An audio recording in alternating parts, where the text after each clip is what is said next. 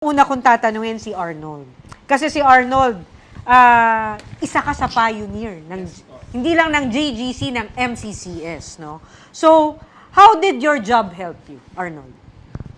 Coach? A lot, coach, talaga. Kasi, ang JGC po kasi, hindi lang po kinikita niya yung needs.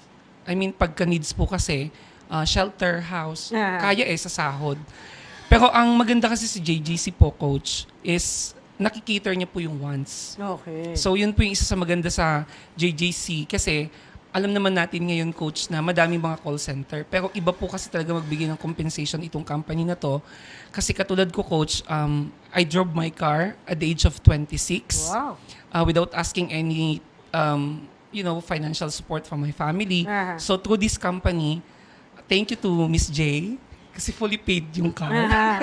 Ang sarap po ng feeling, coach, na magda-drive ka tapos hindi po para magmayabang, coach, but to inspire other na yung thinking po kasi nila na BPO, kasi yan yung tapunan ng hindi nang kapagtapos or ganito. Gusto ko pong matanggal yung connotation na ganun kasi mahirap po ang pag-call center, coach, lalo pagka-outbound.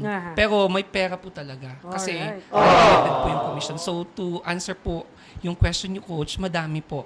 Financially, nakakatulong po ako sa family ko, nakapagpaaral ako ng kapatid, napoprovide ko po yung sarili ko, yung mga wants ko, coach, gano'n. Nakapag-travel din, coach, kahit papano, through JGC po.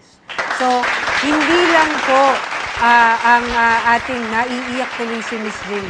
Hindi lang natin mapan yung camera, naiiyak si Miss J, na-touch siya, na ganun kadami na ang natutulungan ng JGC. But I like what Arnold said.